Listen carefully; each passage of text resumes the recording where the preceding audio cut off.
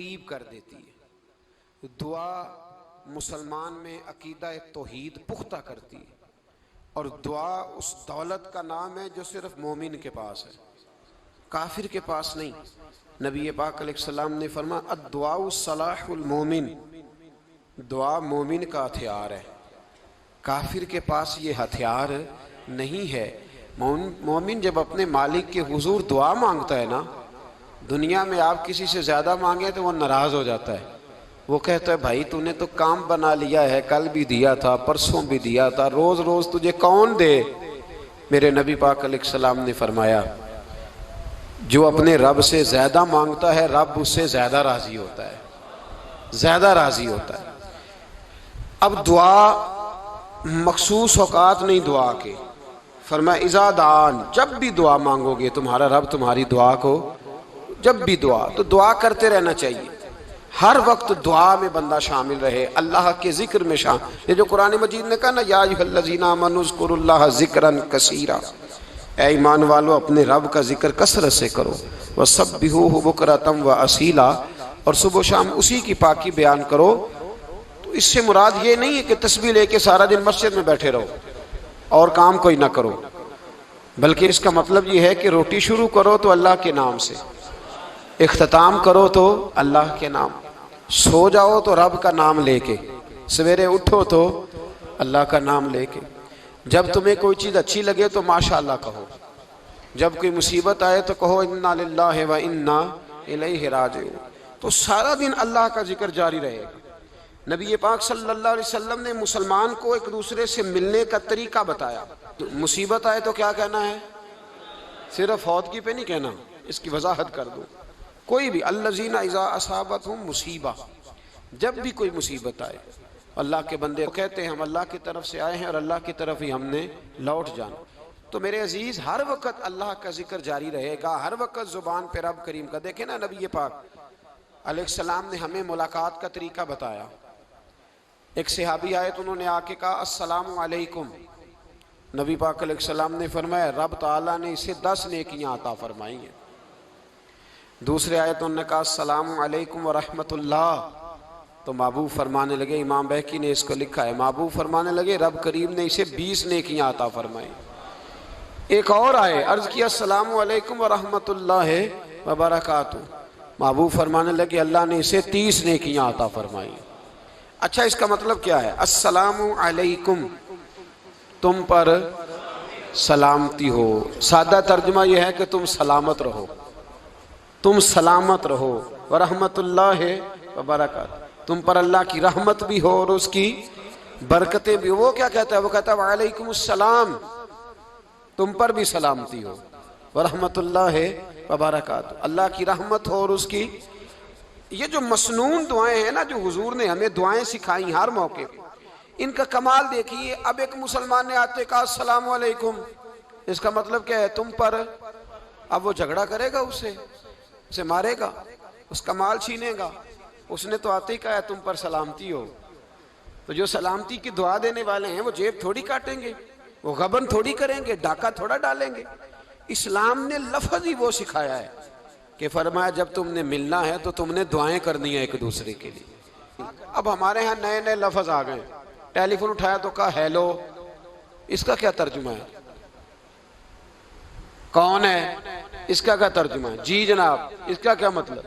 ہم نے دیکھا بڑے بڑے سمجھدار لوگ السلام علیکم کی بجائے کہتے ہیں کیا حال ہے۔ بھئی کیا عجیب بات ہے، بھئی کیا حال ہے کا کیا مطلب ہوا؟ وہ بعد میں کرنے کی بات ہے۔ اور کچھ تھوڑا سا جو ادیب ہیں، جو بیچارے حروف کے پیچ و تاب میں رہتے ہیں، وہ کہتے ہیں آداب عرض ہے۔ وہ کیا ہوتا ہے جی؟ اسلام نے دعا سکھائی ہے السلام علیکم، یہ کتنی خوبصورت دعا ہے۔ جب آپ گھر کے اندر داخل ہوئے تو آپ نے دعا دی السلام علیکم، یہ دعا دی آپ۔ ایک صحابی حاضر خدمت ہوئے، عرض کی یا رسول اللہ صلی اللہ علیہ وسلم میرے گھر میں غربت رہتی ہے، کیا کروں؟ نبی پاک علیہ السلام نے فرمایا جب بھی گھر جایا کرنا گھر والوں سے سلام لیا کر، گھر والوں سے کیا کہا کر؟ السلام علیکم، جب بھی گھر جائے۔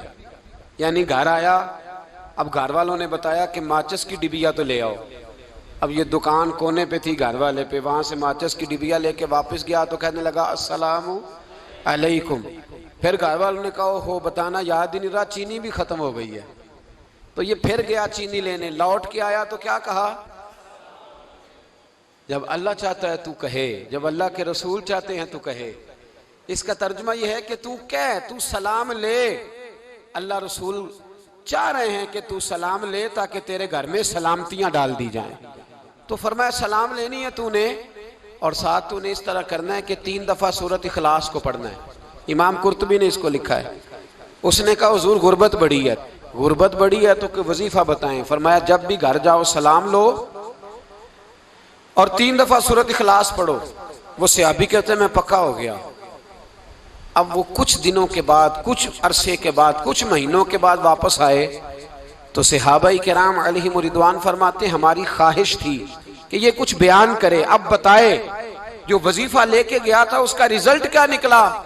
کہتے اس نے بڑی حیرت انگیز بات کی، حیرت انگیز عجیب انداز میں. کچھ لوگوں کا دل ہوتا ہے نا کہ مجھے ملے میرے پڑوسی کو نہ ملے، اور کچھ کا دل ہوتا ہے یار مجھے بھی ملا ہے اور الحمدللہ میرے پڑوسی کو ملا ہے. تو صحابی جب حاضر ہوئے تو صحابہ کہتے ہیں ہمیں تجسس تھا کہ یہ کچھ بتائیں. تو حضور نے فرمایا کیا حال ہے تیرا؟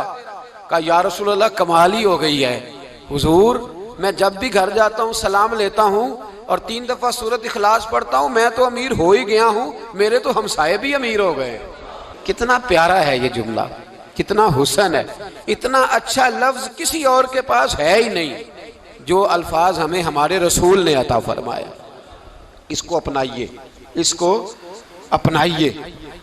یہ الگ بات ہے کہ لوگ مطلب کے لیے سلوٹ کر لیتے ہیں بڑا سارا، لیکن مطلب کے لیے نہیں.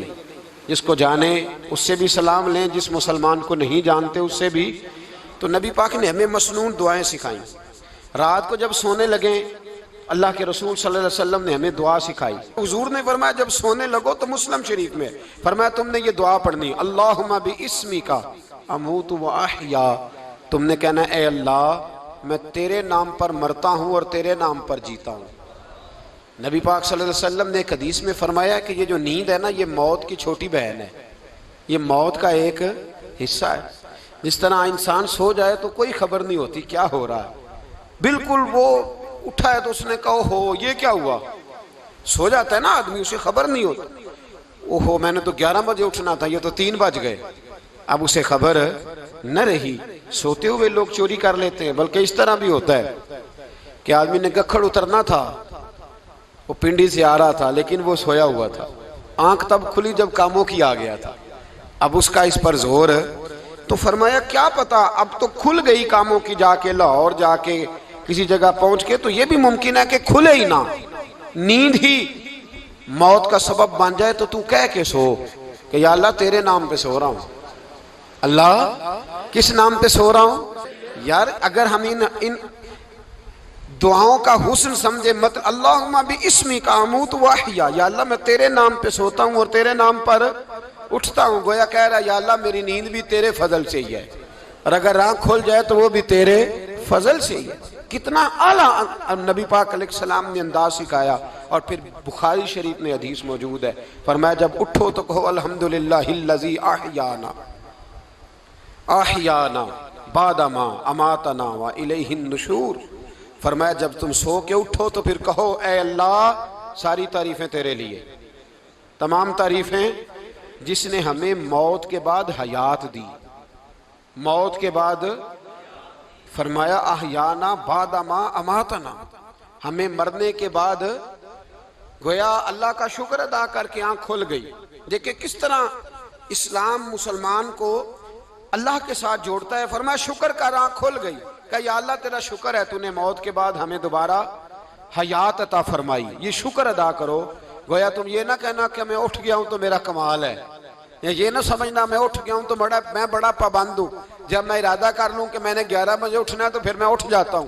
یہ نہ کہنا کہ یہ الارم بڑا اچھا ہے، یہ مجھے اٹھا لیتا ہے. ذہن کے اندر خیال کر کہ نیند تو موت کی طرح تھی، یہ جو میں اٹھ گیا ہوں تو اپنے رب کے فضل سے اٹھا ہوں. جو میں اٹھ گیا ہوں، جو ابھی اٹھے ہیں وہ تو بول دینا کم از کم کہ میں اپنے رب کے فضل سے اٹھ گیا. تو دعا سکھائی. پھر دیکھیے نبی پاک صلی اللہ علیہ وسلم نے فرمایا جب تم بیت الخلاء میں جاتے ہو نا، واش روم میں جاتے ہو، تو گندی چیزیں ہوتی ہیں وہاں، شیطان ہوتے ہیں، جنات ہوتے ہیں، یہ گندگی پہ ہوتے ہیں۔ جب تم واش روم جاؤ، بیت الخلاء جائے، تب بھی دعا مانگو۔ کیا دعا مانگو؟ وہ دعا بھی نبی پاک صلی اللہ علیہ وسلم نے ہمیں تعلیم فرمائی اور بخاری میں ہے، کہا پڑھا کرو اللہم انی اعوذ بک من الخبث والخبائث۔ کہو اے اللہ ناپاک چیزوں سے میں تیری پناہ مانگتا ہوں، وہ نر ہوں یا مادہ ہوں، اللہ میں تیری پناہ مانگتا ہوں۔ واش روم کے اندر بہت ساری بری چیزیں ہوتی ہیں، جوان میری بات پر توجہ فرمائیں، وہاں بہت ساری گندی چیزیں ہوتی ہیں۔ انسان کئی دفعہ واش روم میں جاتا ہے، اسے وسوسے زیادہ آتے ہیں، یہ نوٹ کریں میری بات کو۔ اصل میں نا ہم بات ڈھونڈ رہے ہیں علاج اپنی بیماریوں کا، حالانکہ علاج تو سارا مدینے والے رسول کے پاس موجود ہے، محبوب کے پاس ساری دوائیاں ہیں۔ تو نبی پاک علیہ السلام دیکھیں نا، انسان واش روم میں جاتا ہے، اسے وسوسے آتے، برے خیالات آتے، وہ گناہ کی طرف کئی دفعہ مائل ہوتا ہے، تو کہا تو دعا پڑھ کے جا، اللہم انی اعوذ بکا، یا اللہ میں تیری پناہ مانگتا ہوں، من الخبث والخبائث، ہر خبیث اور بری چیز سے میں تیری پناہ مانگتا ہوں، وہ نر ہو یا یار کتنا عظیم دین ہے، کتنا عظیم میرے مصطفیٰ کریم کا وہ والا دین ہے۔ اصل میں اللہ کرے بی اے پاس بچے کو بیت الخلاء کی دعا بھی یاد ہو جائے، ایسے یاد ہو جائے، اور اس کے ماں باپ سمجھ لیں کہ جوان ہو گیا ہے، تو اب ہو سکتا ہے اس کی طرف شیطان حملہ زیادہ کرے، اسے خراب کرنے کی کوشش کرے، تو لہٰذا اسے دعا سکھائی جائے تاکہ اس کو پہلے سے پتا ہو کہ میں نے اس بے ایمان سے بچنا کس طرح سے۔ اب آپ دیکھیے نبی پاک علیہ السلام نے ہمیں دعا سکھائی، مصنف ابن ابی شیبہ میں۔ کون سی دعا؟ واش روم سے نکلنے کی۔ اللہ اکبر، بڑی زبردست دعا ہے، بڑی زبردست۔ آپ یقین کریں اس ایک ایک دعا پر ایک ایک پورا بیان ہو سکتا ہے، ایک ایک۔ یہ اس لیے نہیں میں کہہ رہا کہ میں کوئی عالم فاضل آدمی ہوں، آپ کہیں گے کہ بتا رہے ہیں میں بڑا پڑھا لکھا ہوں، صرف یہ عرض کر رہا ہوں کہ اس کے فوائد پر، ثمرات پر جو اللہ تبارک و تعالی امت کو دیتا ہے، ان دعاؤں کی جو فضیلت حدیثوں میں آئی ہے، اور پھر جو اس کے فوائد ہے، اگر اس پر بات کروں تو ایک دعا تقاضا کرتی ہے کہ اس پر پورا ایک لیکچر ہونا چاہیے۔ دیکھیے آپ واش روم سے نکلے، دعا کیا ہے؟ دعا کے لفظ کے الحمدللہ الذی، ایک حدیث میں لفظ ہے غفرانک، غفرانک، اے اللہ میں تجھ سے بخشش چاہتا ہوں۔ اور جو مشہور اور معروف ہے مصنف ابن ابی شیبہ کی روایت، فرمایا الحمدللہ الذی اذھب عنی العذاب وعافانی، فرمایا اے اللہ تیرا شکر ہے، واش روم سے نکلا ہے تو کہہ رہا ہے یا اللہ تیرا شکر ہے، تو نے مجھ سے اذیت دور کی، وعافانی، اور تو نے مجھے عافیت عطا کر دی، اذیت دور کر دی اور عافیت۔ بولیے واش روم سے نکلا ہے تو کیا کہتا ہے؟ یا اللہ تیرا شکر ہے، تو نے مجھ سے اذیت دور کر دی اور مجھے عافیت۔ ڈاکٹر حکیم ہومیوپیتھک ایک چیز پر متفق کم ہوتے ہیں، پتہ ہے نا آپ کو، لیکن اس بات پر سب کا اتفاق ہے کہ اگر کسی کو قبض ہو جائے نا تو شاید 70 یا 72 بیماریاں لگ جاتی ہیں اس کو۔ اور جب آدمی کو قبض ہوتی ہے نا، پیٹ کے اندر فضلہ جم جاتا ہے، خارج نہیں ہوتا، اس کو اعصاب کی بیماری ہوتی ہے، اس کے ذہن پر اثر ہوتا ہے اس چیز کا۔ آپ یہ مت سمجھیں کہ کھانا کھانا ہی ایک کمال ہے، اللہ نے یہ بھی نعمت بنائی ہے کہ کھانا جب خارج ہوتا ہے تو وہ بھی اللہ کا بہت بڑا احسان ہے۔ تو فرمایا تو سمجھا ہی نہیں، اگر تجھے قبض ہو جاتی، تیرے پیٹ کے اندر وہ چیز جم جاتی، تیرے لیے کتنی تکلیف کا باعث تھی۔ ان لوگوں سے پوچھئے جو اس کے بیمار ہیں، اس کے مریض ہیں، وہ کتنی تکلیف میں رہتے ہیں، سر میں درد ہوتا ہے، سر چکراتے ہیں۔ ایک بہت بڑا روڈ ایکسیڈنٹ ہوا تو ڈرائیور سے لوگوں نے پوچھا کہ مسئلہ کیا ہے، تو کہنے لگا میں قبض کا مریض ہوں، تو میں کھانا کھا لیتا ہوں تو میرے ذہن پر وہ اس قدر زیادہ گیس کا غلبہ ہوتا ہے کہ میں سخت تکلیف میں ہوں۔ نبی پاک علیہ السلام نے ہمیں سمجھایا اور بتایا کہ سمجھ لو یارو، کھانا کھانے کی نعمت تو اللہ نے تمہیں عطا فرمائی ہے، لیکن کھانا کھانے کے بعد اس کا اخراج بھی اللہ کی بہت بڑی نعمت ہے، تو اللہ کا شکر ادا کرو۔ پھر جب آپ گھر سے نکلیں گے تو بھی اس کی دعا ارشاد فرمائی، بسم اللہ توکلت علی اللہ، اللہ کے نام سے گھر سے نکلتا ہوں اور میں نے بھروسہ بھی اللہ کے نام پہ کیا۔ جب گھر سے نکلیں تو کس کے نام پہ بھروسہ کریں؟ بولیے۔ حضرت رابعہ بصریہ رحمت اللہ علیہا، آپ تشریف لے گئیں حج کرنے، جس دن واپس آئیں اپنا اونٹ کہہ گئیں جاتی دفعہ، کہنے لگی اللہ میں تیرے حوالے کر کے جا رہی ہوں، اور بسم اللہ توکلت علی اللہ، بھروسہ بھی تیری ذات پہ۔ جس دن واپس آئی نا اسی دن کسی نے بتایا کہ اماں آج ہی تیرا اونٹ مر گیا ہے، تو اونٹ کے سرانے کھڑی ہو کے کہنے لگی مولا میں تو تیرے نام پہ تیرے پہ بھروسہ کر کے گئی تھی، تیرے حوالے، میں تو تیرے گھر گئی تھی۔ تو لوگ کہتے ہیں اماں کے منہ سے لفظ نکلے تو اونٹ زندہ ہو کے کھڑا ہو گیا، کھڑا ہو گیا ہوں۔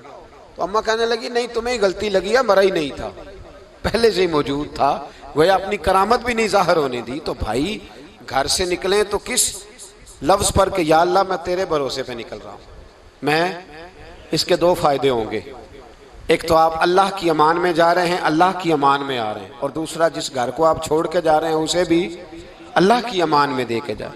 تو کتنا لذت والی دعا ہے جو نبی کریم علیہ السلام نے ہمیں سکھائی۔ اب ذرا حدیث سنیں خوش ہو کے، دیکھیں حضور نے دعا سکھائی، فرمایا جب دیکھ لو نا کسی کو ہنستا ہوا، کیا کرتا ہوا؟ ماشاءاللہ آپ تو ہنسنے لگے۔ جب کسی کو ہنستا ہوا دیکھو تو کہا کرو اضحک اللہ سنک، یہ دعا یہ بخاری ہے، فرمایا دعا مانگا کرو جب کسی مومن کو ہنستے ہوئے دیکھو تو دعا مانگو اضحک اللہ سنک، اللہ تجھے ہنستا ہی رکھے، اللہ تجھے، بولیے، جل نہ جایا کرو کہ میں پریشان ہوں تو یہ ہنس کیوں رہا ہے، جھلا نہ کرو، بلکہ کیا کہا کرو اللہ تجھے ہنستا رکھے، اللہ تجھے۔ نبی پاک صلی اللہ تعالی علیہ وآلہ وسلم نے فرمایا، ترمذی میں حضرت اسامہ بن زید رضی اللہ تعالیٰ عنہ سے حدیث مروی ہے، حضور نے فرمایا جس نے کسی کے ساتھ احسان کیا اور جس پر احسان کیا، اگر اس نے یہ دعا پڑھ دی نا جزاک اللہ خیرہ، تو فرمایا اس نے اللہ کی بھی پوری حمد کر دی اور محسن کا صحیح شکریہ بھی ادا کر دیا۔ کیا کہنا ہے؟ جزاک اللہ، اللہ تجھے بہترین جزا عطا کرے۔ اس کا ترجمہ کیا ہے؟ اللہ تجھے بہترین، کیونکہ حضور فرماتے ہیں من لم یشکر الناس ولم یشکر اللہ، جس نے بندوں کا شکریہ ادا نہیں کیا اس نے اللہ کا بھی شکریہ ادا نہیں کرنا۔ تو کیا کہنا چاہیے؟ جزاک اللہ خیرہ۔ اور اگر اماں کہتی ہو بچوں کو انگریزی سکھانی ہے تو کیا کہنا ہے پھر؟ شکریہ ادا کرنے میں کیا کہنا ہے؟ Thanks, thank you. او خدا کے اس کا ثواب کتنا ہے؟ بولے انگریزی ایک زبان ہے، اس کو زبان ہی رہنے دیں گے،